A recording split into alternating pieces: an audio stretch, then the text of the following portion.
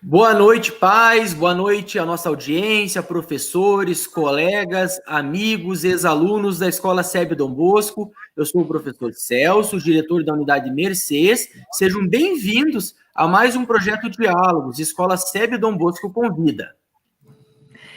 Muito boa noite a todos, boa noite, professor Celso, boa noite, famílias, colaboradores, professores.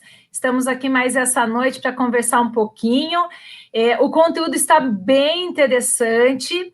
A princípio, a gente acha que é mais para as crianças, mas não. Vocês vão ver que ele vai colaborar aí com todas as faixas etárias da escola. Estamos bem felizes hoje com a nossa convidada. Mas antes da gente saber e conhecer a carinha da nossa convidada, eu quero chamar a professora Amanda, a nossa orientadora educacional do Fundi 1, lá da unidade AU, que vai participar hoje da nossa live como mediadora também, porque a temática tem tudo a ver com o trabalho das orientadoras também, né, professora Amanda? Exatamente. Boa noite a todos, boa noite, pessoal. Eu estou bem feliz de participar desse momento, desse bate-papo, né, como tem acontecido todas as semanas. Agradeço a professora Cláudia, ao professor Celso pelo convite, e não vou me estender nos boas noites, porque a nossa convidada tem muito hoje para conversar. É uma pessoa que eu trago um carinho muito grande por ela, mas uma admiração também pela profissional que é. Então, eu peço, a palavra é sua, professora Regina, doutora Regina, não sei como você quer ser chamada, mas eu gostaria que você se apresentasse um pouquinho para as pessoas que não lhe conhecem, fale um pouquinho de você. Boa noite e boa live para todos. Olá, boa noite, uma alegria estar aqui, agradeço de coração o convite do Dom Bosco. A Amanda realmente é uma amiga de longa data, uma amiga dessas que a gente guarda no coração. Então, eu sou Regina Pique, eu sou psicóloga e pedagoga, eu sou lá de Florianópolis, então lá que eu fiz o curso de Psicologia e Pedagogia. Aí depois eu vim aqui para Curitiba, aqui em Curitiba eu me especializei em atendimento infantil. E daí fui trabalhando as formações de Gestalt e de psicopedagogia, tudo dentro da linha do infantil. Só que há um tempo atrás, migrei para atender adolescente também, estou curtindo bastante, atendo adolescente que faz vestibular, orientação vocacional, e daí quando eu comecei a fazer psicopedagogia, eu comecei a desenvolver jogos para o trabalho que eu tinha, eu atendia as crianças e via que algumas, precisava de alguns recursos que eu não tinha disponível. Então, comecei a montar jogos, dos jogos que eu estava montando, uma amiga começou a pedir, outra amiga começou a pedir, disso se desenrolou a Eureka Jogos Educativos, que é uma empresa que está focada em jogos que tem essa função de auxiliar no processo de aprendizagem. Então, acho que é isso de apresentação. Legal. Como eu disse, é uma bagagem imensa, né? Então, o tema de hoje da nossa live foi pensado com carinho, tendo em vista esse momento super atípico que nós estamos passando, né? E eu tenho muito contato com as famílias, e nesse momento de pandemia, onde o ensino está sendo remoto, os pais têm sido, né, peças-chave aí nesse processo de aprendizagem. Entretanto, muitos deles, né, em muitas casas e muitas famílias, a gente tem recebido relatos de estarem um pouco angustiados com esse processo de aprendizagem, no sentido de que agora eles não acompanham mais a tarefa de casa, né? Antigamente, olha, a gente já está falando, né, de uma época tão distante, mas não é tão distante assim. Mas há pouco tempo atrás, com o ensino presencial, os pais acompanhavam o final, a evolução, quando a tarefa ia para casa e viam toda essa parte de acompanhamento. Hoje não. Hoje os pais estão ao lado, né, acompanhando o processo de aprendizagem. E isso tem trazido um pouco de angústia, de saber se o pai e a mãe, quem está acompanhando ali, está de fato desempenhando um papel de tutor nesse sentido. Rê, eu te pergunto, pensando nesse momento que nós estamos, qual seria o termômetro de saber até onde o pai, a mãe pode ir, né? No sentido de que o que fica a parte da escola, o que fica a parte da família, no sentido de que a família pode buscar mais coisas de vivências, experiências e deixar mais a parte pedagógica para a escola. Qual o limite que a família pode ter dentro desse âmbito escolar? O que você pode trazer para a gente sobre isso? Uhum. Então, você começava falando da situação que a gente está vivendo, e eu acho que um primeiro ponto para a gente pensar é que ninguém está no seu normal. Nós estamos vivendo um momento de pandemia. O que isso significa? Que está todo mundo impactado por isso, em maior, menor proporção. Então, alguém que está ouvindo a gente pode ser que tenha um negócio que tenha fechado por conta da pandemia. Pode ser que alguém que está nos ouvindo tenha algum parente que veio a falecer por conta da pandemia. Então, são diversas situações que a gente está vivenciando. Agora, de modo geral, assim, o que a Organização Mundial da Saúde tem falado, assim, que a pandemia está trazendo impacto para a saúde emocional das pessoas. Estava lendo uma matéria que comentou que ontem foi lançado aqui no Brasil um projeto que chama Mentalize, que tem como foco saúde mental de crianças, trabalhadores e idosos. Então, para ver que realmente está existindo uma mobilização por conta de cuidar da saúde mental. Então, pensar assim, que não é só que as crianças agora estão em casa e os pais estão tendo que dar conta de atender as crianças e mais o trabalho. É que a situação que a gente vive já é uma situação desconfortável. Então, assim, não é uma visão negativa, né? Mas é só a gente entender que não estamos no nosso normal como em outra situação. Então, isso que você falava, assim, antes os pais tinham uma função, eles acompanhavam as crianças na tarefa escolar, material que vinha na agenda, enfim. E agora, realmente, eles estão olhando o processo em si de aprendizagem que a criança está fazendo. E como o pessoal brincou, assim, os professores foram dormir, dando aula presencial, acordaram, dando aula online, os pais também foram dormir pais e acordaram, tendo essa vertente aí, esse lado de atuar também na parte da aprendizagem das crianças. Então, eu sempre penso assim, como é uma novidade para os pais, então, você tem pais que são da área de educação, ou que têm mais ou menos habilidade de gerenciar as crianças enquanto tarefa escolar. Então, como funciona bem, como gerenciar isso, como ficar ok para todo mundo? Eu acredito que é a gente pensando assim, a parceria da escola com os pais. Então, assim, em que medida os pais podem, até onde eles podem ir no que compete à aprendizagem das crianças, ou tem dúvida, receio. Eu lembro, assim, de ter pais me perguntado, mas é que ele só se concentra 10 minutos, daí você vai olhar que idade que a criança tem. Sim, essa criança dessa idade só se concentra 10 minutos. Mas é uma informação que os pais não sabiam. Ou algum pai me falar assim, ele está aprendendo a ler, e ele começa a ler uma palavra, e ele chuta a palavra. Eu falei, sim, as crianças chutam a palavra quando elas começam a ler, tal, porque tá mal, ler, tá. Então, ela já vai ler a primeira parte e já vai chutando, tentando adivinhar. Então, esse conhecimento, essa informação sobre como funciona o processo de aprendizagem, geralmente estava na escola, e agora, de repente, os pais veem isso acontecendo, e daí tem essas dúvidas com relação a como funciona exatamente, né, como conduzir. Então, eu acho que vale muito a pena estar sempre conversando com a escola, com os professores, e sinalizando e tirando as dúvidas, porque os pais não têm essa capacitação, não, a princípio, né, quando não são da área de educação, ou dependendo do que leram, buscaram, enfim, não tem esse conhecimento, e para poder ajustar isso, até aliviar a ansiedade, né, estou fazendo certo, não estou, o que eu ajusto, o que eu não ajusto, vale sempre a pena estar conversando com a escola mesmo. Interessante isso que você está colocando, Regina, porque os pais também estão mais horas do dia junto com os seus filhos, né? Antes eles ficavam um tempo na escola, o tempo em casa, às vezes, com babá, ou com a avó, ou com algum cuidadora, mas o contato com pai e mãe era bem menor. E hoje os pais estão em mais horas do dia com seus filhos, isso é bom. Mas aí, como é que fica a questão da rotina, né? O acordar, o trocar de roupa, as refeições, a rotina do dia a dia. Podem ser bem pensadas e ser aproveitadas como uma oportunidade para aprendizagem também? E como que isso poderia acontecer? A criança precisa saber que ela está aprendendo, ou a gente pode aprendizagem embutido aí no dia a dia, na rotina dela?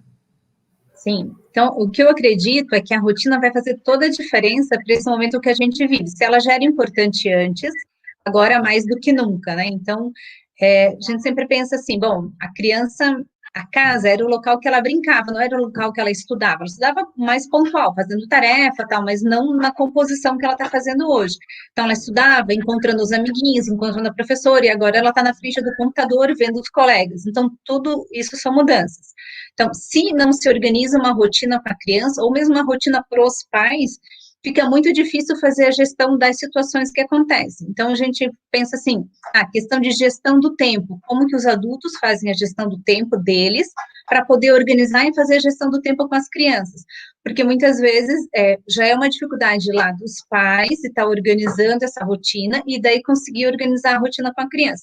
Então, se a gente fosse pensar assim, é importante para a criança entender o que tem em cada momento, com certeza. Se a gente for pensar na sala de aula, muitas vezes o professor começa o dia escrevendo lá, aula de ciências, depois de geografia, depois de história. Por quê? Para poder organizar para a criança qual é a sequência que ela vai ter. Você pega lá a educação infantil, tá lá, hoje é dia, primeiro começa com aula de música, depois vai ter a professora de inglês, tem toda a rotina que você vai mostrando para a criança, visual, inclusive. Então, eu acho bem importante os pais também proporcionarem essa rotina que seja visual para as crianças, para que elas possam, de fato, poder acompanhar. E daí a gente pensa assim, tem os momentos que vão ser oficiais, digamos assim, de aprendizagem, que vai ser a hora que você está assistindo uma videoaula, a hora que você está fazendo a tarefa que a professora pediu. Só que além desses momentos, tem diversos outros momentos que os pais podem aproveitar. E por que a gente pensa em aproveitar? Não é só porque aumentou o tempo de dedicação dos pais com relação à aprendizagem dos filhos, mas é porque isso é muito rico nesse contexto e em outros contextos. Então, assim, tem pais que têm a preocupação assim, mas ele está aprendendo mesmo? Sim, porque, né, então, tá dando conta lá? E, às vezes, realmente pode ser que algumas coisas estejam faltando, porque você não tem o contexto de aprendizagem coletiva com outras crianças, você pensa uma criança pequena, que é super importante o contato da professora, o cheiro é importante na aprendizagem, tem várias coisas que a gente não tem hoje. Então, como que a gente vai ajustando isso? Então, a gente pode aproveitar as situações mais variadas possíveis para trabalhar essas questões que envolvem a aprendizagem. Regina, você falou em duas coisas diferentes que eu acho importante, né? Primeiro, sobre a rotina da criança. Então, assim como o professor, né, foi dormir dando aula na sala e acordou dando aula remotamente, a criança também, de repente, né, viu a sua turma, cada um está na sua casa, enfim, sem poder ter o contato. Desculpa, gente. Sem poder ter o contato com os demais. Não sei o que está acontecendo aqui, me desculpem. Desculpa, gente. E, de repente, a família também se viu obrigada a estabelecer uma rotina totalmente atípica, que ela não sabia. Então, eu vi muitas estratégias de crianças, né, assistindo as videoaulas que o pai e a mãe estão fazendo por uniforme, por exemplo, para assistir, para entender que aquele é um momento formal de aprendizagem, mas que o tema da nossa live fala justamente de sair um pouquinho da caixinha do formal, né, desse saber da escola, e passar para o pai e para a mãe alguma pista de como ele pode utilizar essa rotina de dia a dia para tirar proveito disso. Eu até permito, né, falar de uma experiência, você mesma disse ali no comecinho sobre o pai e a mãe saber dar exemplos, né? A professora Cláudia colocou na pergunta ali da rotina de dia a dia, e a gente extrai isso. Meu esposo um dia disse assim, né? Eu tenho um pequenininho de 2 anos e meio, meu esposo disse assim, ai filha, a gente tem a sorte que a mamãe é professora, porque durante a hora de pôr a mesa do jantar, né, eu estava fazendo umas contas com ele, tudo mais de pratos e quanto que... E aproveitando aquele momento. Então, assim, uma parte é a rotina que a criança tem que ter, e que eu acho que isso é extremamente importante para que a gente entenda que tem o saber formal, que isso a escola está, sim, né, à frente e levando adiante, tentando dar conta e fazendo o seu melhor, mas e a família? Como que ela aproveita essa rotina que está na casa dela, pensando lá numa faixa etária de Fundamental 1, de final de educação infantil, para poder, sei lá, aproveitar na alfabetização, aproveitar na matemática. Você tem dicas, assim, de como passar isso para as famílias que não têm esse olhar professor, que consegue extrair lá do pendurar de roupas alguma coisa? O que você pode falar? Acho que primeiro eu pensar assim, os pais que estão nos ouvindo, a gente que é da área, fica muito fácil pensando em ideias, assim, então os pais não se frustrem, digamos assim, falam, nossa, que ideia boa, eu nunca pensei nisso. faz parte de quem é da área de educação, está com as ideias na cabeça mesmo. E a live, eu acho que tem essa finalidade, de que a gente vá conversando e vá trocando ideias, e dessas ideias surgem outras, assim por diante. A Amanda estava dando um exemplo com o Vitor, com relação à matemática. Daí, se a gente fosse pensar, assim, a questão do cálculo, né, como a criança está construindo. Esses dias eu estava no consultório, chegou um menininho e ele falou para mim, você sabe quanto que é 2 mais 2? Eu falei, eu sei e tal. E você sabe quanto que é 3 mais 3? Eu falei, sei e tal. Então, qual que é? Ele estava me contando que quando ele veio do carro até o consultório, o pai estava ensinando para ele quanto que é 2 mais 2, 3 mais 3. Então, ele ia repetindo várias sequências de números que ele tinha aprendido. Então, assim, é uma situação simples, transcorrendo no carro, 10 minutos até chegar no consultório, que o pai estava ensinando esses cálculos mentais.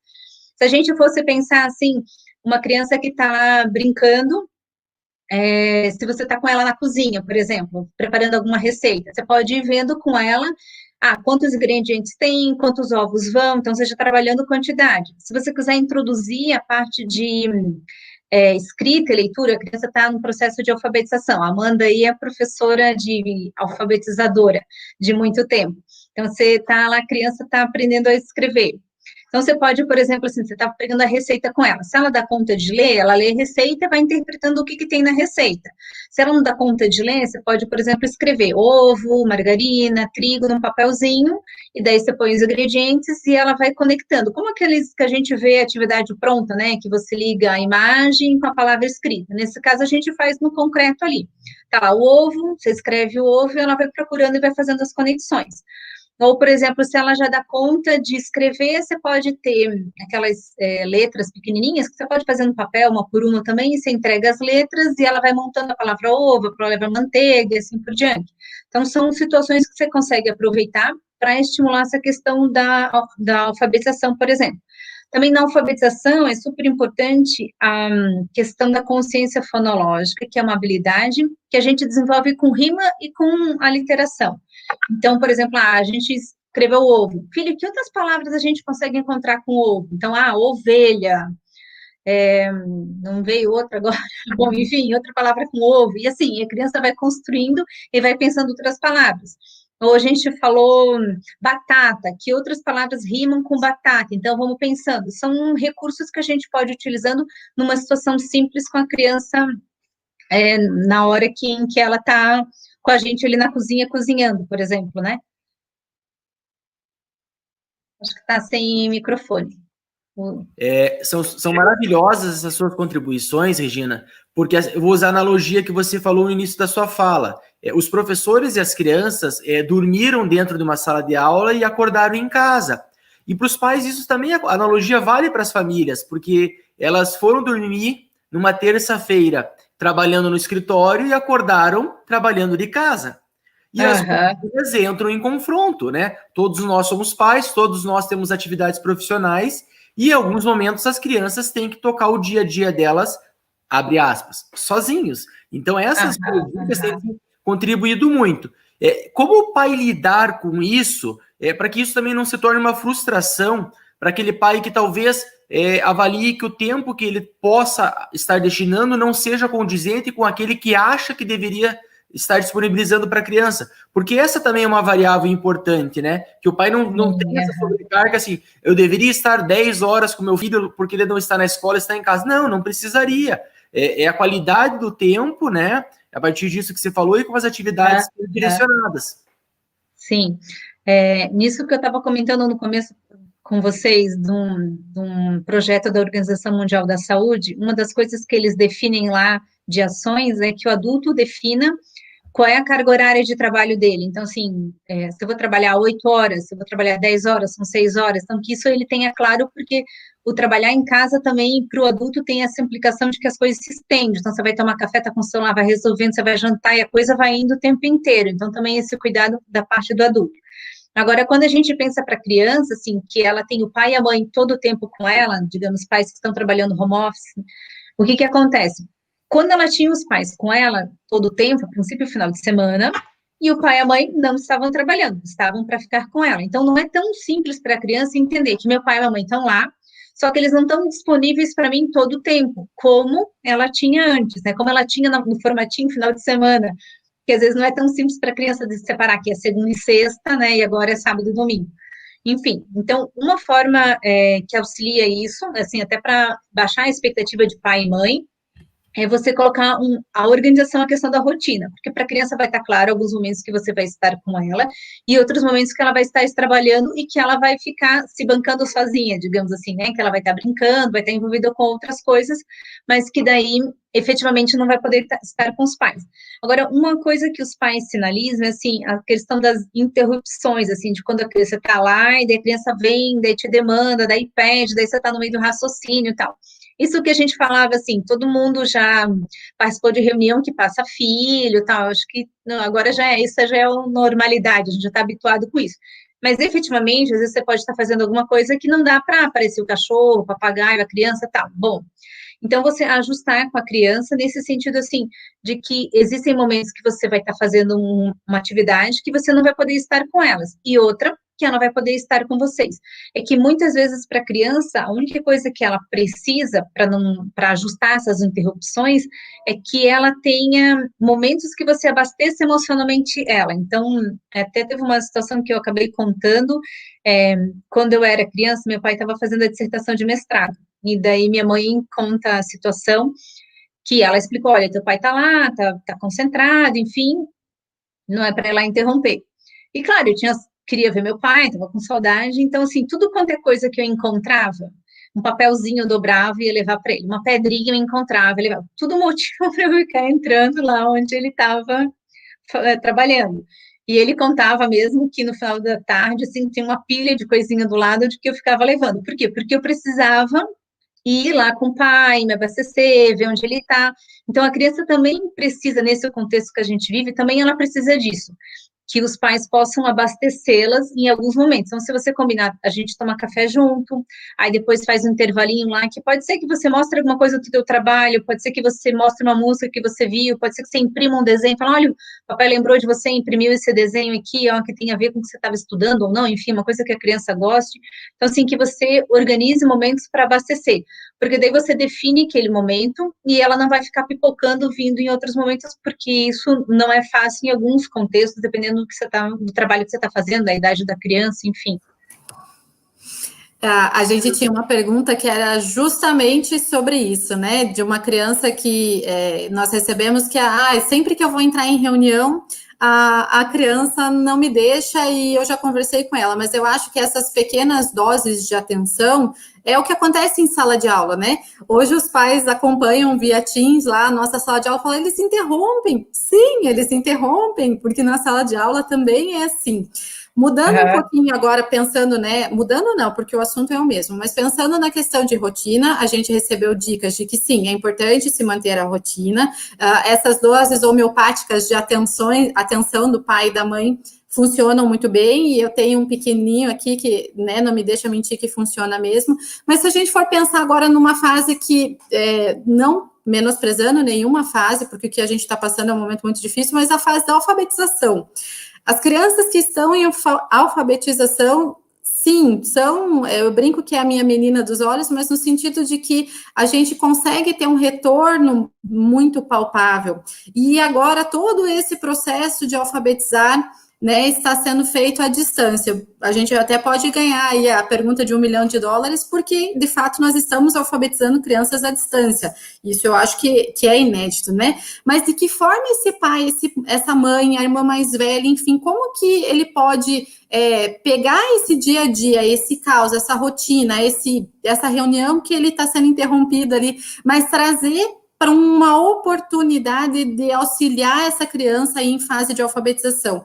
Que exemplos você pode nos dar? E daí eu falo de exemplos bem palpáveis, práticos, para que priorize ali a leitura, para que incentive, né, nesse sentido, não só a escrita, mas principalmente esse desenrolar aí da alfabetização.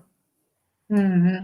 Então, a gente vai falando e volta e meia aparecem as preferências. A Amanda se declarou aí que a alfabetização é a menina dos olhos dela. Não, realmente, gente. Então, eu comentava um pouquinho antes com relação à consciência fonológica, né? Só quero resgatar uma ideia que a Amanda falou antes também, assim, isso que ela falava que é inédito, assim, alfabetizar crianças online e tal, pensando na idade das crianças e tal. Eu já tive em sala de aula, já trabalhei em escola desde a educação infantil até ensino médio, e eu penso assim que realmente, se eu tivesse que imaginar como que eu faria para ensinar algo para uma criança online, assim, eu ia me deparar com uma situação bastante difícil, assim. Então, a gente vê que é uma reinvenção e um readaptar que foi de uma hora para outra, né? E que a escola tem lançado os recursos para se virar como pode, assim, para ajustar e para ver a necessidade da criança, a necessidade da família, como que vai ajustando tudo isso. Então, eu comentava um pouquinho antes de consciência fonológica, assim, não sei se todos os pais, se é um termo tão familiar, digamos assim, mas assim, quando a gente vai alfabetizar uma criança, a gente considera que é importante ter trabalhado essa habilidade de consciência fonológica, que é como se eu fosse imaginar assim, que a criança reconheça a letra, que ela saiba o som que aquela letra faça. Agora, mais do que isso, que ela consiga brincar com essas letras. Então, para pensar uma outra palavra que comece aquela mesma letra, uma palavra que rima, se ela pega um pedaço de uma sílaba, junta com outra sílaba, que palavra que forma. Então, se ela consegue fazer esse processo precisa acontecer para que a gente tenha a alfabetização funcionando. Então, a ideia é o pai e a mãe explorarem o máximo de situações que eles conseguirem com a criança. Eu falava das rimas. Então, um recurso que você pode fazer, por exemplo, é na mesa do café, deixar um livrinho de rimas e volta e meia você está lendo uma poesia que tem várias rimas e você lê em voz alta e pede para a criança, então tem balão, rima com o quê? Rima com o cão que estava lá no poema. Daí uma outra palavra vai buscando o que rima.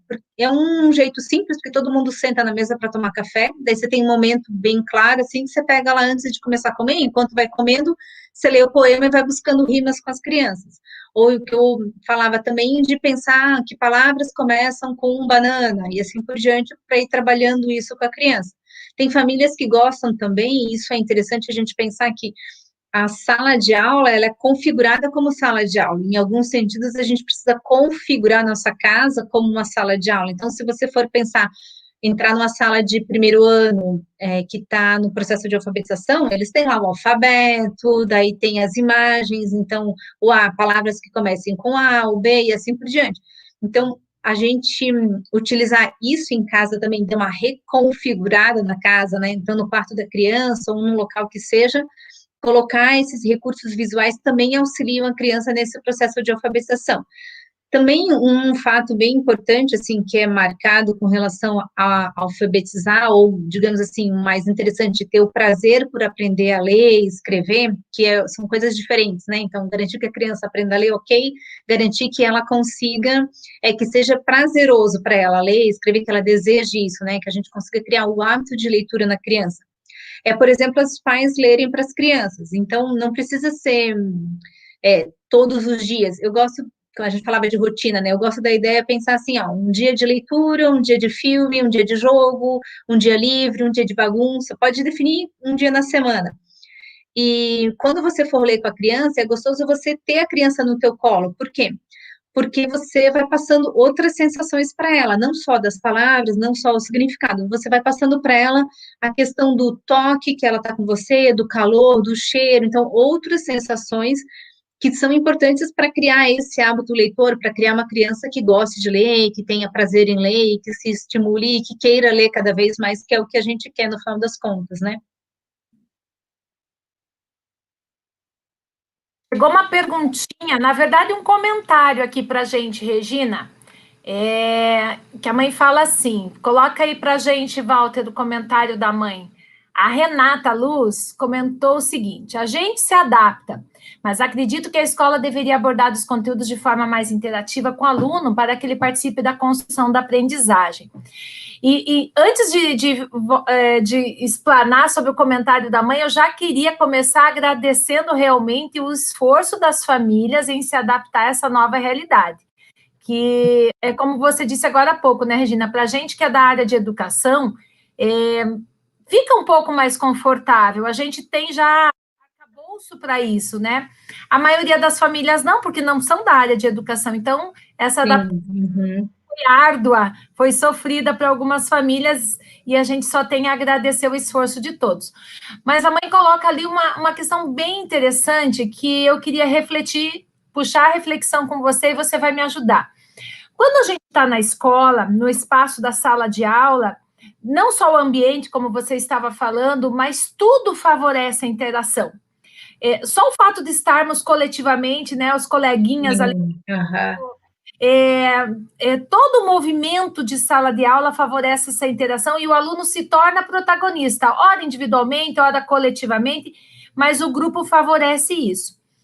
Na educação remota, no ensino remoto, onde a professora está longe dessas crianças, não está no mesmo espaço físico, a única conexão é a tela, os coleguinhas também estão fora, a rotina de sala de aula mudou, fica mais difícil para a escola fazer isso, né, pelas condições limitantes. Quem está perto fisicamente das crianças é o pai ou a mãe, mas com as limitações que a gente vem falando aqui na live, né? Nós sabemos da questão dos compromissos que a família tem, ela não está à disposição o tempo todo da criança, enfim, a condição física do espaço da casa.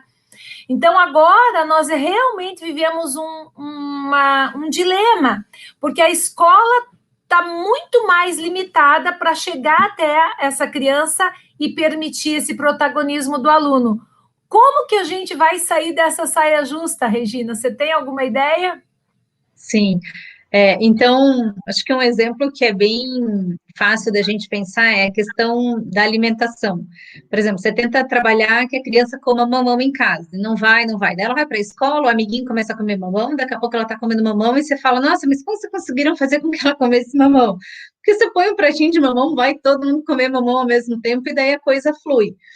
E, realmente, quando a gente vê o contexto da casa, muitas famílias estavam comentando, assim, que a criança não estava querendo fazer a aula, não quer fazer a tarefa, tal. Porque, assim, no imaginário deles, de alguma forma, fica assim, bom, meu amigo deve estar brincando, deve estar fazendo outra coisa, e eu estou tendo que fazer a tarefa aqui. Porque quando está na sala de aula, tem um momento de fazer a tarefa, escrever um texto, todo mundo vai fazendo. Então, essa ação coletiva, de todos fazerem ao mesmo tempo, facilita.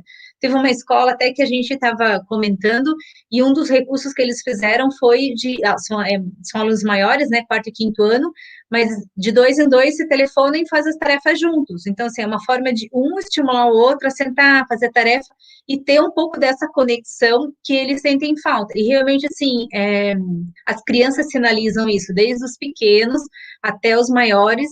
Eu sinto falta dos meus amigos, eu sinto falta do recreio, eu sinto falta da escola. Então, eles sentem falta desses momentos de interação.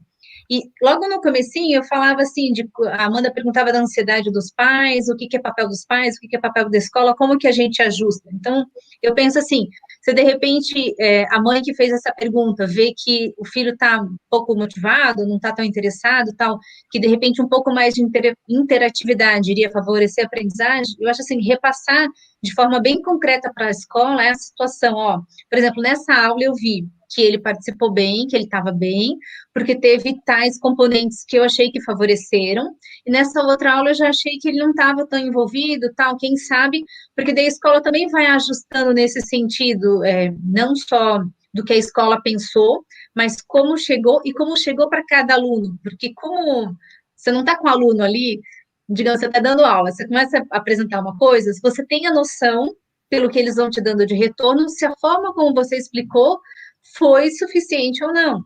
E quem vai dar esse feedback para a escola nesse momento vai ter que ser os pais, né? Olha, eu acho que essa forma como explicou a divisão aqui, o meu não entendeu. Então, uma outra mãe fala, o meu também não, tal. Então, espera aí, vamos rever como foi explicado, vamos tentar um outro recurso para poder ajustar e chegar nisso. Essa parceria é fundamental, porque é só assim que a escola vai conseguindo efetivamente ajustar e os pais também, né, irem definindo as demandas dele e falar, socorro, aqui não conseguiu, esse jeito de você explicar aqui não sei fazer, enfim, né. Não, muito bom, Regina, porque é isso, né? Nós que somos profissionais de educação, sabemos da importância da família no processo, que a construção dos saberes, a construção cognitiva da criança é um trabalho de múltiplas mãos, que começa pelas mãos dos pais e terminam ou continuam nas mãos da escola.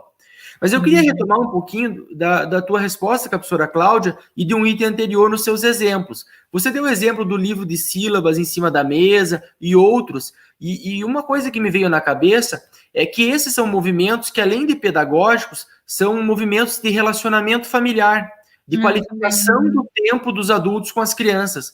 porque estar mais tempo no mesmo ambiente não necessariamente quer dizer estar se relacionando com qualidade por mais tempo, né? E acho que essa talvez seja uma demanda, e veja, não estou aqui falando na quantidade de tempo, mas na qualificação do tempo, que possa ser um aprendizagem da pandemia, né? Da qualificação do tempo com as crianças e fazer desse tempo um tempo de convivência e de construção. Sim, eu comprei esses dias um baralho para as crianças. Na verdade, eu comprei para o consultório, a gente usa no consultório e traz para casa, usa em casa, vai mesclando ali. E daí tinha uma proposta na lateral do baralho que estava escrito hashtag modo brincar. Então, a proposta é assim, de que, e vinha um panfletinho que explicava, assim, né, que uma das queixas da criança é que às vezes os pais estão com ela, estão com o celular, e daí ficam brincando e que olhando o celular. Eu falei, nossa, eu faço isso. Enfim, daí a proposta ali do modo, e tem as queixas das minhas mesmo quando eu faço isso, né? E daí a proposta do hashtag ali, modo brincar, era exatamente esse, de que quando você estivesse com a criança, você está com a criança, daí evitar de estar com o celular, mas você fala, não, enquanto ela faz não sei o que, eu respondo o WhatsApp aqui, porque a gente está tentando otimizar o tempo e às vezes faz uso desses recursos. Então, assim, eu particularmente acabei, quando tem momentos que eu vou jogar com as minhas, né, então eu deixei o celular no escritório e a gente gosta de jogar em cima da cama, e fui para a cama brincar com elas sem levar o celular junto, porque realmente eu acabo respondendo e fazendo outras coisas, e daí esse tempo, que é o que o professor Celso falava, assim, fica com uma qualidade prejudicada, porque eu tô ali e não tô ali. Então, muito mais vale, digamos, ajustar e ficar efetivamente com elas naquele momento, porque faz diferença para elas, para mim também faz diferente, a gente sabe que está mais inteiro. E daí, efetivamente, a criança fica satisfeita com o fato de você estar com ela e você também de estar aproveitando esse momento junto com a criança, isso é um fato. Eu lembro de uma das palestras da Regina que falou exatamente sobre isso, né? De tirar 2 minutos, mas para assim, não importa a idade da criança, se rolar no tapete com ela, se abraçar, mas assim, brincar de alguma coisa, né? Que a criança entenda que você está ali 100% para ela. E o que o professor Celso falou é isso, né? A gente não está falando, os pais se culpam, e eu carrego isso comigo, porque o home office, ele acaba entrando dentro da tua cama, né? Ele está no teu quarto com você. Então, os pais acabam carregando muito nos ombros uma culpa que não é merecida, porque nós não estamos falando de dedicação de quantidade. Se tiver quantidade, ótimo, né? Mas nós estamos falando de qualidade. E quando eu me lembro de ter ouvido essa palestra, e essa parte me tocou muito, justamente por isso, pare o que você está fazendo e se dedique 3, 5, 7, 10 minutos ao seu filho, mas assim, integralmente, em que vocês se peguem, que vocês se rolem, né, se sujem, enfim, porque isso abastece muito mais aí o cantinho do coração ali, né, deixa o coração mais quentinho do que necessariamente a gente se dedicar paralelamente à criança o dia todo, sendo que você não está, né, com o foco ali. Regina, veio um comentário no chat a respeito daquela outra pergunta, que diz assim, quem fez foi a Adriana Alacoque, diz assim, concordo, acredito ser preciso que alguns sejam provocados a participar mais ativamente, pois muito tempo de tela cria uma sensação angustiante para muitos. Então, aí ela se refere muito provavelmente às crianças serem provocadas, né, a participarem mais, e ela coloca muito tempo de tela. Isso foi uma das nossas maiores preocupações relacionadas às faixas etárias que nós atendemos, né, o ensino remoto, enfim, as videoaulas foram para a educação infantil, né? Então, nós temos crianças sendo expostas a videoaulas e nós temos que pensar e conciliar tudo isso de uma forma muito saudável, né? Aliando o que é necessário pedagogicamente,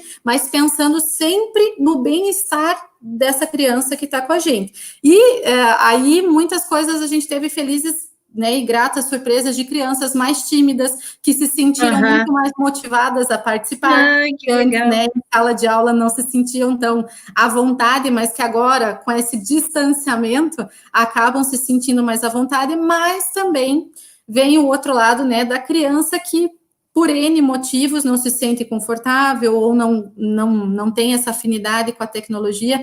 E aí, alguma dica? E isso, né, abrange ali desde os pequenininhos até o pessoal lá que está no ensino médio, terceirão, e que não se sente, às vezes, muito confortável em estar ativo nesse momento. Alguma dica com relação a isso?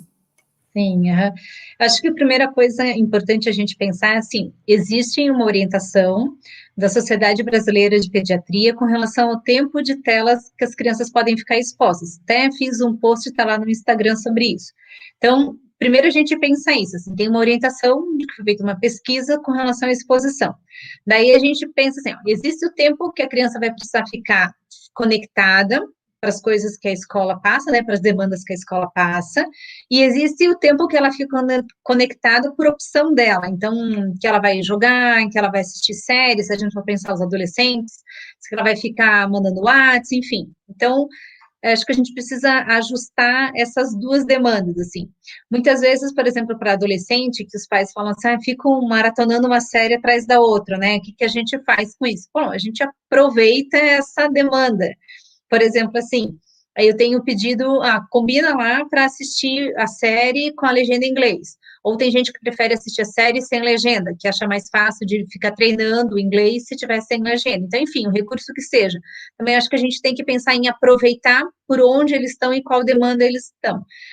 Com relação às telas que eles ficam conectados, que não estão relacionados com o tempo de escola, vale a pena ter um acompanhamento e combinar um tempo razoável de uso, porque como a gente está envolvido, às vezes, trabalhando, pode ser que a gente largue mão, e que a criança fica lá assistindo, tal, conectada, e não brinque, por exemplo, não saia, não desça, não se exercite do ponto de vista motor, porque muitas vezes a passividade que a criança tem frente à tela, quando ela tiver que exercer isso de forma mais ativa, em termos de fazer uma tarefa, responder, ela está, tipo, no modus lá, só passivo, então exige mais da criança.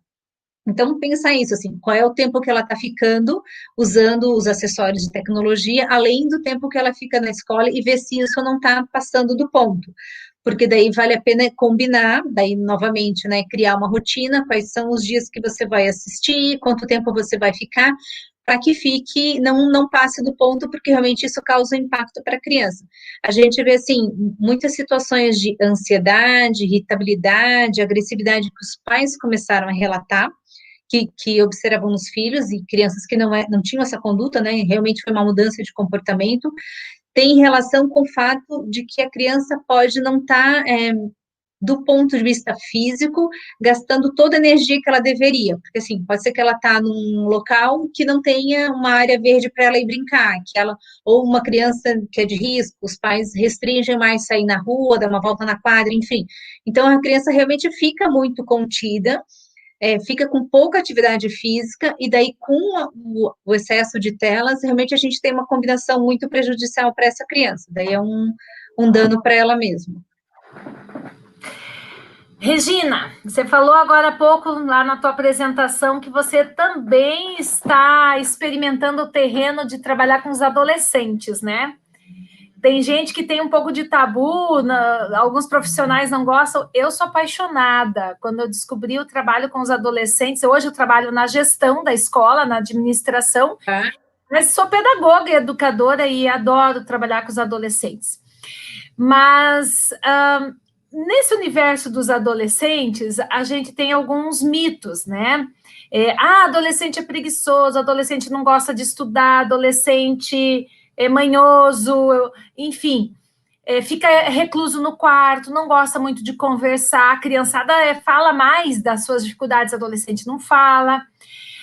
Existe realmente, há a possibilidade de existir dificuldade de aprendizagem na adolescência, ou é tudo preguiça, é tudo má vontade, ou é a síndrome da adolescência mesmo? A gente encontra, assim, algumas patologias, algumas dificuldades de aprendizagem lá na adolescência.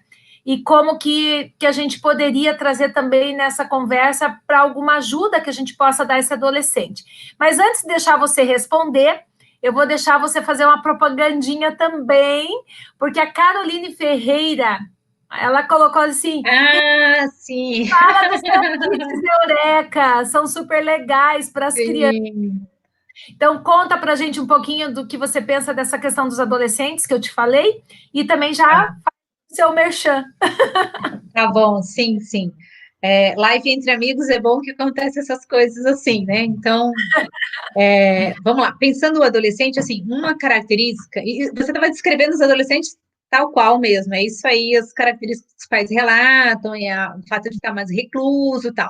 Então, assim, o adolescente, ele vai ter uma dificuldade de concentração, que é característico, digamos assim, toda a questão hormonal, toda a composição física que ele está passando, deixa ele mais distraído, então é uma dificuldade recorrente com relação ao adolescente.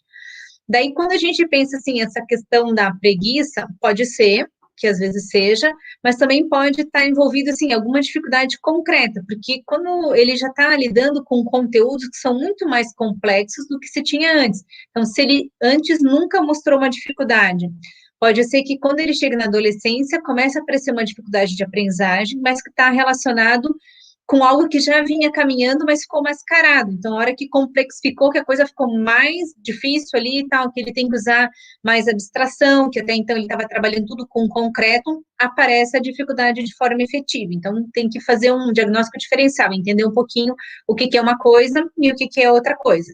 Agora, um fato que os pais relatam é, às vezes, assim, a questão de falta de autonomia do adolescente para estudar. Então, quando você pensa uma criança pequena lá da educação infantil, que dificilmente consegue assistir uma videoaula sozinha, que dificilmente consegue realizar uma atividade sozinha, os pais vão ter que acompanhar. Quando você tem um garoto ali, uma menina de 6º ano, 5º ano, tal, ela já deveria ter uma autonomia para estudar por conta própria sozinha, assistir às aulas, preencher as tarefas, tal, e muitas vezes os pais relatam, opa, não está tendo essa maturidade, não está fazendo isso. Então, pode ser que é um hábito que a criança não desenvolveu essa autonomia, que a gente vem querendo trabalhar lá desde a educação infantil. Então, se veste sozinha, arruma a cama sozinha, tal. Então, quando uma família me relata, ó, ele não está estudando, não está querendo fazer, não se responsabiliza, a primeira pergunta que eu faço, ele tem algum encargo em casa? Ele tem algo em casa que é responsabilidade dele? E daí sempre pensando assim, uma coisa que tem a ver com ele, arrumar a própria cama, por exemplo, e algo que tem a ver com a família. Ah, ele lava a louça, ele recolhe o lixo. Então, geralmente esse adolescente é que os pais relatam com dificuldade de ter autonomia no estudo, responsabilidade. Quando eu pergunto sobre os encargos, o pai fala, tem, só que daí não faz, eu tenho que estar falando, tal, a coisa não se encaminha, não anda, né? Fica mais enroscado nesse sentido. Então, geralmente eu digo assim, então vamos pensar assim, vamos trabalhar essa questão do encargo, da responsabilidade com coisas pequenas, porque o estudo é uma coisa muito mais complexa do que lavar uma louça, por exemplo, né? Então, assim, ele tem que entender essa responsabilidade, executar ela, porque daí ele cria, a gente fala assim, fortaleza, assim, resiliência, para fazer algo que custa, porque estudar, por mais que você goste ou não, depende, tem aluno que gosta mais ou menos, uma matéria que você gosta mais, uma que você gosta menos, mas efetivamente você precisa pôr esforço, e se o adolescente não tiver habituado com coisas pequenas e menores que são prévias, ele vai ter dificuldade efetivamente no estudo. Perfeito, Regina, adorei, em especial a fala do esforço, porque estudo é um esforço, é uma função ativa, não uma função passiva, né? Então, é muito importante. Mas eu queria voltar um pouquinho, Regina, numa fala que a professora Amanda fez contigo, de forma sutil, eu queria aprofundar um pouquinho mais nisso, sobre a questão dos pais e do peso que os pais carregam, e em especial nesse momento pandêmico, isso tem se tornado um pouco mais forte, da sensação de culpa ou de negligência, e que acaba indo lá nas crianças com uma permissividade não necessária e que prejudica a criança. Exemplo clássico, pai, hoje o senhor ficou em live até mais tarde, então a gente pode assistir um filme e fazer um acampamento, ou fazer um filme na sala até mais tarde? E às vezes o pai, naquela sensação de dar a atenção que durante o dia não foi possível, permite. E aí isso gera um problema futuro, porque aí a criança não acorda, amanhã assiste live cansada, né? Então, assim, nós só podemos ser os pais que nós somos, e isso também é importante para a criança atender. Então, assim, eu acho que é importante para a gente fortalecer as nossas famílias que nos prezam com a audiência sempre, com essa questão que nem sempre é do jeito que a gente quer, nem sempre é do jeito que é o melhor ou o ideal né, na bibliografia, mas nós temos que ser capazes de lidar com esse emocional, que a gente só é quem a gente consegue ser, né? Sim, isso é verdade, assim, é bem importante ajustar a expectativa que a gente tem, ajustar qual é a demanda do filho e ver se a gente não está enroscando e atrapalhando uma coisa com a outra, porque daí acontece isso que você falou, vai fazendo concessões que não são saudáveis para a aprendizagem da criança e daí efetivamente a gente vai tendo um resultado ruim. Então, eu acredito, assim, que a parceria é fundamental para poder ajustar e para poder entender isso. Então, digamos assim, tem um meme que circulou que falava assim, que todas as mães estão surtadas, só tem umas que disfarçam um pouco melhor, assim, brincando da questão de home office, filho e tal, né? Então, brincadeiras à parte, realmente a gente sabe que existe uma demanda, uma sobrecarga de trabalho para as famílias com relação à configuração que a gente está vivendo. Então, por exemplo, alguma pessoa não está dando conta, não está conseguindo, então procura ajuda, conversa com a escola, olha, essas matérias eu não consigo acompanhar as lives com ele, como que a gente pode ajustar, o que é fundamental ele participar, porque também é importante não fazer uma adaptação em casa sem ter conversado com a escola, que pode ser que você abra mão de uma coisa que não foi a melhor estratégia. Então, ele não está participando, que recursos que a gente pode fazer? Já teve a professora que daí fez um áudio com a criança, conversou com ela, tá, olha, a prof quer te encontrar lá na live e tal. Isso foi suficiente para mobilizar a criança e para que ela participasse. Então, a gente trocar informações para poder ajustar e para aquilo que a gente adapte fique ok do ponto de vista de aprendizagem, que é o que todo mundo quer, assim, a família entrou nessa parceria com a escola porque efetivamente está preocupada e quer a aprendizagem adequada da criança. Lembrei de uma outra questão com relação ao adolescente que às vezes pode ajudar, é pensar assim, que ele pode combinar com o filho e escolher uma matéria para ele se destacar, porque às vezes quando você quer desenvolver o hábito de estudo, você fala, desenvolver o hábito do estudo, é uma coisa ampla, grande, né, então que ele tenha rotina, responsável, tal, estude, pesquise, se aprofunde, tal. Pode ser que fique difícil quando você pensa numa coisa mais ampla, mas se você combina com ele, então vamos definir uma matéria para você se esforçar e para você sair bem, uma matéria que ele goste, eu quero ciências, eu gosto de história, eu gosto de geografia, enfim, definir qual matéria e que ele foque nessa matéria e que ele se aperfeiçoe nisso e estude. Por que a gente fala isso? Porque é muito mais simples você escolher uma batalha, né, se você quer vencer a guerra, do que, bom, vamos atacar todos os pontos, então você define um ponto, e o fato dele se esforçar naquela matéria, ele está desenvolvendo o hábito de estudo para aquela matéria, e isso vai servir para as outras matérias obrigatoriamente. Então, ele gosta de história, e ele, para aprender história, precisa assistir um documentário, ou ele, depois que lê um texto, ele precisa fazer um mapa mental, também entender que técnica de estudo esse adolescente está usando para efetivamente ter resultado na aprendizagem que ele está fazendo.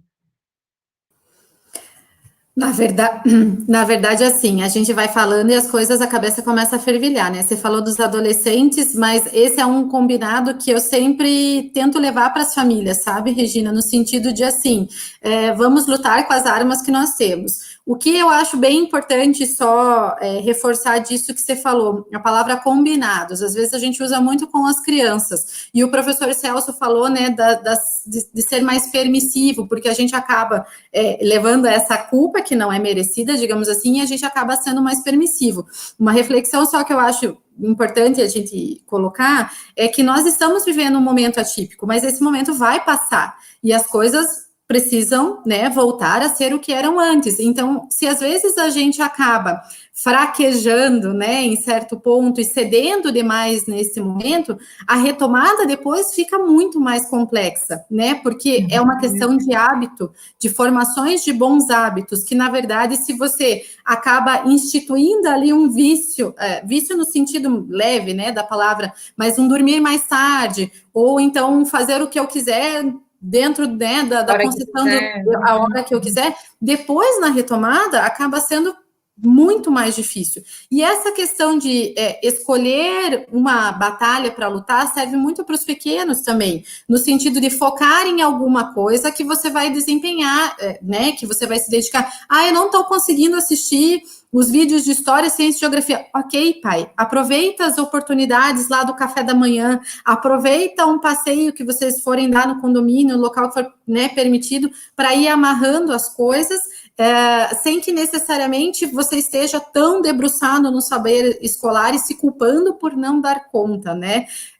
E outra coisa que eu acho bacana, o tema, a gente estava falando das coisas de dia a dia, mas no final das contas a gente acaba levando muito mais para essa parte de formação e tudo mais.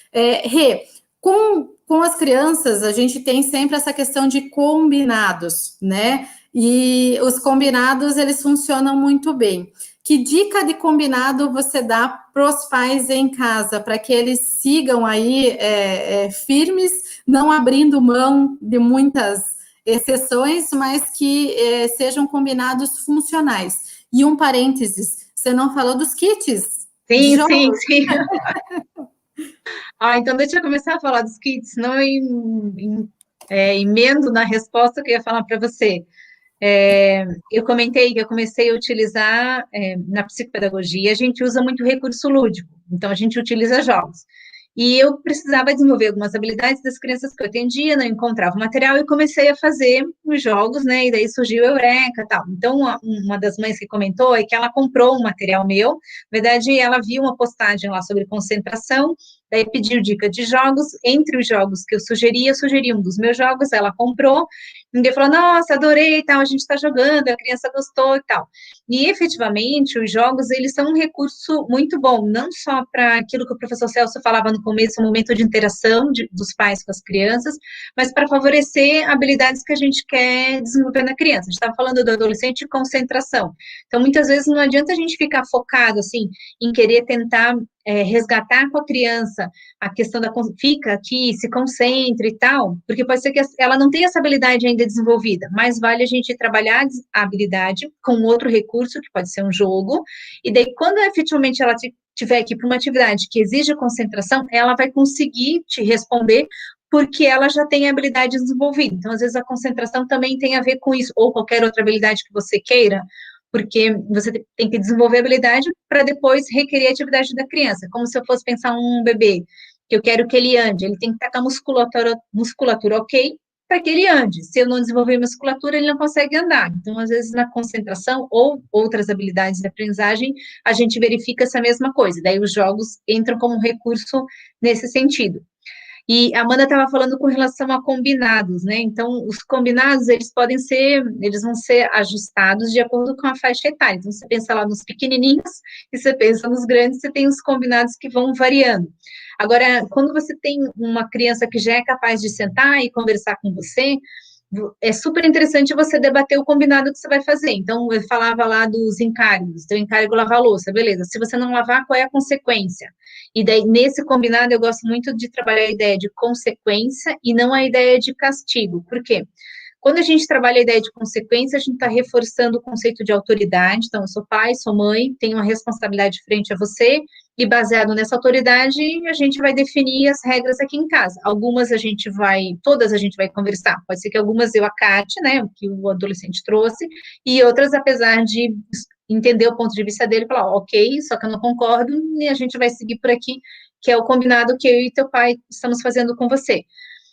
Quando a gente usa a ideia de consequência, então, se você não fizer tal isso, eu vou tirar o celular, eu vou tirar a TV, eu vou tirar as outras coisas, é muito mais fácil a criança ficar, digamos assim, incomodada com o fato do que você tirou, e é uma situação que pode ser que ela seja eficaz naquele momento, mas que você vai tendo que ir trocando a moeda e mudando a moeda de troca. Então, agora eu tirei o celular, deu certo.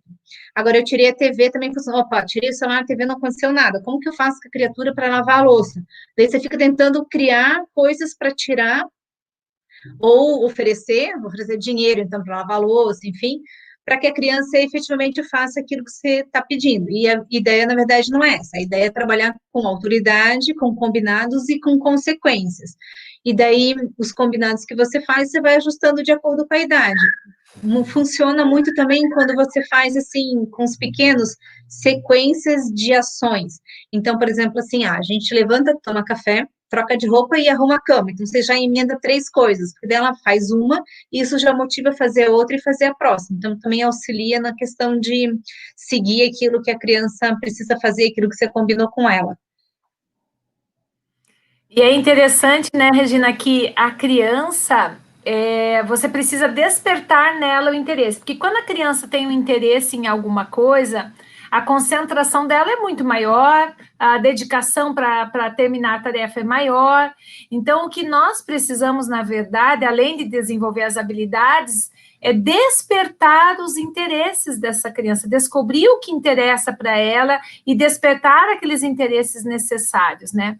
A professora Kátia Gomes Queiroz, nossa professora do Fundamental aqui do AU, pergunta o seguinte para você: como equilibrar a educação para a vontade e não para a libertinagem? Eu acho que tem a ver com isso que a gente estava falando, né? Sim, sim. Um abraço para a Kátia, outra amiga de coração. Então, realmente é isso que a gente estava conversando sobre autoridade, e quando a gente pensa nessa educação da autoridade, a gente está formando a vontade da criança. Então, a gente está contribuindo para que essa criança, esse adolescente, tenha força, esforço, fortaleza para fazer as coisas que custam. Porque eu sempre brinco e eu falo para os pais assim: a gente não vai trabalhar só o dia que a gente está afim. A gente não levanta para pôr a mesa do café, a gente vai no supermercado só quando a gente está afim. A gente vai quando precisa ir, a gente faz quando precisa fazer. Então, assim, como que, enquanto educadores, a gente contribui para isso na criança? Exatamente colocando responsabilidades para ela e acompanhando que efetivamente ela faça aquilo que a gente combinou, porque também às vezes acontece assim, você combina, a criança não faz, fica por isso mesmo. Então, de novo, quando eu falava das batalhas, né? Então, eu quero criar alguns hábitos do meu filho. Escolhe um, começa por uma coisa bem pequena, ele vai arrumar a cama. Beleza, então você conversa, explica para ele a importância, diz que vai ser responsabilidade dele, que você não vai fazer, nem a diarista, nem a babá, enfim, que é dele, ponto. E daí combina com ele a consequência caso ele não faça. Você fala, ó, a mamãe vai te ajudar a lembrar de arrumar a cama, mas só, mais do que isso não, e é tua responsabilidade de arrumar a cama. E daí, efetivamente, a gente acompanha, para ver se arrumou, se não arrumou. Então, por isso que eu digo, não adianta tentar, agora você vai arrumar a cama, lavar a louça, sentar para fazer não sei o quê, postar não sei o quê. A criança não vai dar conta de gerenciar e a gente não vai dar conta de acompanhar. E daí, realmente, fica complicado nesse sentido. Daí pode cair naquilo que a Kátia falou de virar libertinagem, tá numa casa e no final das contas não tá convivendo como família, né? É um troço lá que cada um vai fazendo um pouco de coisa sem muita outra definição. Acho que tá sem áudio. Perdão. Poderíamos resumir assim, Regina, talvez de forma breve, atividades que a criança dá conta naquela faixa etária, que não sejam nem de mais nem de menos, nem subestimando a potencialidade das crianças, tarefas direcionadas e com consequências futuras, positivas ou negativas, seria isso? Isso, Sim, exemplo, isso mesmo. Para um adolescente, só arrumar a cama é pouco, mas talvez para uma criança de 8 anos seja um baita início, né? Sim. E daí eu acredito que, mais uma vez, a parceria com a escola funciona nisso, né? Então, como eu falava, assim, às vezes os pais não têm noção de quanto tempo a criança consegue concentrar, o que é esperado em termos de alfabetização. Só que a escola tem essas informações, esses dados, né? Então, vamos lá, eu estou querendo colocar algumas metas para os meus filhos. Troca informação com a professora, combina com ela, o que você sugere, como que eu ajusto, porque a gente tem os dois extremos. A gente tem o pai que larga e tem aquele que lista um monte de coisa para a criança. Você olha, opa, peraí, vamos por partes, ó. Vamos ver, vamos escolher uma para a criança começar e ajustar um pouco mais para a idade, tal, porque realmente daí acaba não pegando algo que seja condizente com a faixa etária, e daí começa tudo atravessado de fato mesmo. E valorizar cada pequeno ganho, né? Cada conquista, cada entrega que a criança ou o adolescente faz, valorizar, para que aquilo estimule o crescimento e a dedicação no cumprimento da tarefa, né? Desculpa, professora, e na verdade, assim, valorizar, porque às vezes nós adultos colocamos o sarrafo muito alto, né? Nós aumentamos as nossas expectativas em relação aos nossos filhos e acabamos nos frustrando, sendo que na realidade ele está atendendo aquilo que ele pode entregar. A professora Cláudia ia falar do comentário da professora Isabel? Sim, mas tem da professora Silvia antes. Então, ok. Vai lá, professor Celso. A professora Silvia faz o seguinte comentário: o quão importante transformarmos todos os momentos com os nossos filhos em momentos de aprendizagem. São momentos que a aprendizagem ocorre de forma lúdica e agradável. Eterna lembrança para ambos. Eu acho que essa seria uma síntese do que nós conversamos nessa noite, né, Regina? Sim, eu acho que a ideia é essa mesmo. Obrigada, né? Que o pessoal vai participando, escreve ali e sintetiza aquilo que a gente vem conversando. Como eu comentei, meus pais são professores, então, assim, esse contexto de casa como aprendizagem, para mim, foi o de sempre, assim, porque tem essa facilidade por eles serem da área, efetivamente. Então, eu acho que a ideia da live é exatamente poder trazer ideias para que os pais aumentem essa intencionalidade educativa, né, para que usem esses recursos e favoreçam a aprendizagem, porque é importante para sempre, né? Mas efetivamente nesse momento é importante. Muitos pais me falam assim, Regina, mas eu não sei se ele está aprendendo através da live, né? Como que eu consigo garantir que efetivamente ele está aprendendo, que o conteúdo está sendo fixado? Eu tenho a impressão que ele viu lá e depois esqueceu. Então, a criança está em casa, chegou o pai, conta para o pai aquilo que ele aprendeu, conta para um outro amiguinho, liga para a vovó. Então, faz a criança utilizar a memória, o verbal, para repetir aquele conteúdo outras vezes, para você efetivamente garantir que ela está aprendendo aquele conteúdo. Depois também a escola vai checando, né, através das avaliações, enfim, se a aprendizagem está acontecendo. E os pais aí também vão ficando mais tranquilos, ou vai ajustando, né? Opa, tem que melhorar aqui, tem que ajustar ali. Mas também é um dado para os pais tranquilizarem e pensarem que também a família vem auxiliar nesse processo. A escola vem auxiliar a família nesse processo de entender se a aprendizagem está sendo eficaz ou não. Muito bom. A professora Isabel Silveira, coordenadora de Educação Infantil da unidade SEI, trouxe um comentário bem importante, que é uma reflexão que a gente tem que levar em conta. Quanto a essa questão dos combinados que você falava, né, Regina, seria muito importante que os pais mantenham suas promessas. E mais, eu completaria assim, que sejam promessas viáveis de serem cumpridas, porque vão ter que ser cumpridas depois, né? Sim, então, muitas vezes, não é tanto o fato dos pais não colocarem, mas não acompanharem a consequência. Então, você definiu lá, conversou, a criança não fez, ou fez algo que não era para fazer, e não tem consequência nenhuma, aquilo passa batido. Daí, a mensagem que você passa para a criança é, tipo, ok, combinei com você, mas se não fizer, tá tudo aí, e a gente segue a vida, né? Então, fica sem eficácia do ponto de vista educativo. Professora Regina, essa noite foi maravilhosa, mas a senhora ainda não passou os seus contatos. A senhora está causando o furor no público, o pessoal está agitado. Onde eu encontro a Regina? Tá bom. Nossa, então, esse foi um dos ganhos da pandemia, eu diria, assim, porque em maio eu comecei a mexer com o Instagram, e era uma coisa que eu só sabia que existia, eu nem tinha apertado os troços lá, enfim, não sabia nada das coisas lá. E daí meu filho tinha criado um perfil para mim, e eu falei, filho, vamos lá, então agora mostra para a mãe aqui, porque daí o pessoal fala, manda direct, me marca. Eu falei, que coisa é essa? Onde está isso? Onde estou eu? Que linguagem é essa? Que idioma é esse, né? Traduz. Dele, mãe, aqui e tal, enfim. Daí comecei a mexer com o Instagram, comecei a fazer as postagens, assim, eu falei, eu gosto muito da área de educação, sou apaixonada por aprender e por ensinar. Então, comecei a postar conteúdo lá, comecei a fazer live. Então, no Instagram é psicóloga regina.pique, que vocês me encontram. Lá tem os jogos também, que a Carol falou, que disse que eu tinha que comentar, enfim, tá lá nos destaques alguns do Joreca. E daí tem também meu contato de celular, é mais fácil deixar, deixa anotado, como que é melhor? Aí... Vamos fazer assim, pode falar, professor. Não, vamos sugerir, você encaminha para a professora Amanda, que é o nosso contato contigo, Regina, e nós vamos deixar os seus contatos profissionais no descritivo do link do... sim, ótimo. Sim. O seu arroba lá do Instagram, né? Tá bom, sim. Isso, meu arroba do Instagram, agora eu tenho, Daí, as pessoas que quiserem, ao longo da semana, vai estar lá os teus contatos também, para te localizarem, acompanharem você e continuarem aprendendo com você, que eu acho que é uma grande oportunidade. Você não é professora de sala de aula, mas está ensinando um monte aqui para a gente. A professora Cíntia e com seu esposo Alfredo Bottini está perguntando o seguinte: qual é o ponto divisor entre a flexibilidade dos pais e as responsabilidades dos filhos adolescentes? Como equilibrar o pai que precisa ser um pouco flexível, mas também não deixar de exigir a responsabilidade dos adolescentes? Nossa, acho que é a pergunta para ir fechando a noite, sim mesmo. Para fechar a noite, exatamente. A saideira.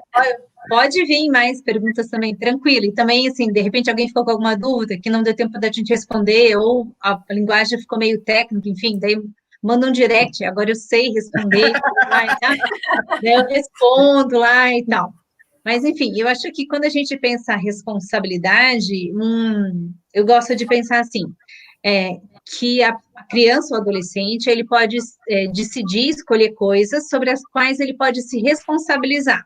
Então, por exemplo, assim, vou dar um exemplo de criança pequena, a gente já transita para adolescente. Você tem lá uma criança pequena que você explica por que tem que usar o cinto de segurança, daí você até freia o carro brusco para ela ver que efetivamente o cinto segura, protege, enfim. Só que pode ser que mesmo com toda essa explicação, ela não queira usar o cinto, porque prende, amarra, enfim, é desconfortável. Ninguém nunca, não sei, não conheço criança que gosta de usar cinto de segurança. Só que você explicou, ela te escutou, só que ainda assim ela não quer usar cinto. Só que ela não tem condições de ser responsável por essa decisão de não usar o cinto. Então, os pais que são responsáveis e eles definem em vez de ser como eles definiram. Um outro exemplo de uma criança pequena, ela quer ir na casa da avó, e daí quer ir de vestido, você queria que ela fosse de calça. Bom, ela pode se responsabilizar por ir de vestido de calça? Pode, então deixa ela escolher aquilo que ela quer fazer. O adolescente entraria no mesmo âmbito, então, ele não quer assistir nenhuma videoaula, não quer fazer nada, não quer postar nada, tal. Ele pode se responsabilizar por isso? De repente, você pode combinar com ele. Cara, se você fizer isso, uma chance grande que você reprove, ok? Ok, se ficou tudo ajustado na família, tipo, larga a mão e vê como que as coisas transcorrem. Mas a ideia é basicamente essa, ver o que ele pode se responsabilizar, e aquilo que ele puder se responsabilizar, ele pode decidir. Então, ele pode, por exemplo, se a gente fala escolha profissional, né? Muitas vezes os pais têm uma expectativa de que o filho ou a filha faça um curso, e o filho e a filha escolhem outro. Você conversa, desenha e explica, olha, esse curso você está fazendo, eu acho que você não tem habilidade, ou perspectiva de trabalho profissional não é boa, enfim, você sinaliza. Agora, o filho tem condições de se responsabilizar? A princípio tem, vai ser a vida dele profissional, a escolha vai caber a ele. Então, a gente orienta, sinaliza, mas tem coisas que vai ser nossa decisão, porque a gente que é responsável por isso, e tem coisas que ele vai poder definir. Então, é uma forma de você definir, fácil de você pensar o que ele pode escolher, tudo aquilo que ele puder se responsabilizar, ele pode escolher. Todo o resto fica com a gente e a decisão última é nossa, goste ele ou não goste da decisão que a gente tomou. Nem sempre vai ter consenso mesmo.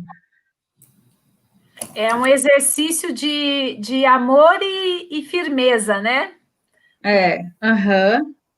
Mas faz parte do nosso papel da paternidade e da maternidade. Gente, nessa última hora voou, estamos com o nosso tempinho esgotado, teria assunto para entrar a noite adentro, mas vamos encerrando esse momento por aqui, e com certeza vamos ter outras tantas oportunidades de continuar esse bate-papo. Eu só tenho a lhe agradecer, Regina, pelo carinho, pela acolhida, por acolhida do nosso convite, foi um prazer. Né, professora Amanda? Eu agradeço de coração. A gente às vezes busca respostas para algumas perguntas, quando na verdade a nossa inquietação é a própria resposta, né? Então eu espero que você tenha deixado muitos corações e mentes inquietas, mas ao mesmo tempo que a gente tenha conseguido dar um abraço aí em muitas famílias, colocando que tranquilizem-se, né? Nós estamos passando por um momento que não é o Dom Bosco que está passando, não é Curitiba que está passando, então tempos melhores virão, a gente tem que acreditar. E Regina, meu muito obrigada de coração, obrigada aos diretores, né, por aceitarem, né, a proposta do tema e tudo mais, e meu muito obrigada a todos que estão aqui com a gente nessa hora que passou muito ligeiro, mas quem sabe, né, num próximo assunto. Com certeza. Regina, tá bom. Sim. Suas despedidas. Sim, tá bom. Então, quero agradecer o convite, a alegria toda minha estar com essa equipe. Agradecer as famílias, né, que dispuseram seu tempo para estar ouvindo. Eu acho que a Amanda foi feliz, né, quando ela falava tempos melhores virão, então a gente entender que a situação é uma situação difícil, de desafios, mas é uma situação também de aprendizagem, e o importante é a gente pensar que não estamos sozinhos, né, temos pessoas com quem dividir, com quem compartilhar, pedir ajuda, informação, então trocar parceria com a escola, falar das dificuldades, procurar uma amiga que a gente possa ligar, desabafar, falar da dificuldade, às vezes procurar um profissional quando for necessário, mas que a gente não está sozinho nessa situação e que realmente quando a gente se ajuda, as situações ficam mais fáceis da gente gerenciar. Isso aí, Regina, muito obrigado novamente, em nome de toda a Escola e Grupo SEB Dom Bosco, unidades de Curitiba. Obrigado aos pais, professores, colegas, amigos pela audiência. E, gente, na próxima semana a gente nos vê em mais um projeto Diálogos com um novo convidado. Muito obrigado e uma boa noite para todos nós. Boa noite.